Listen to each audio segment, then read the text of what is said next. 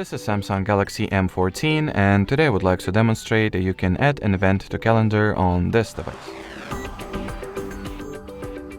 To begin with, launch the calendar application on your phone, then select the date that you would like to add an event for. So let's say I'll go with 30th of March, then tap at this plus icon to your bottom right, set the event for your, set the title for your event.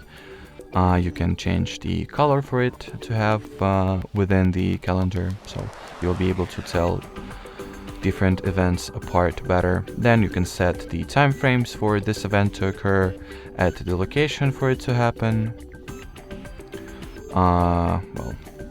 set when you would like to be reminded about this event, make it repetitive or reoccurring if this event happens at the regular basis, add some description or notes, add a link to the video conference if that's what this event is about, and invite some people or other attendants of this event.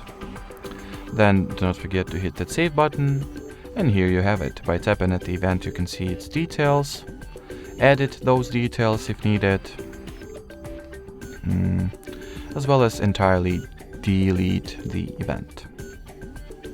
Alrighty, so that will be it for this video, guys. Thanks for watching, and bye bye.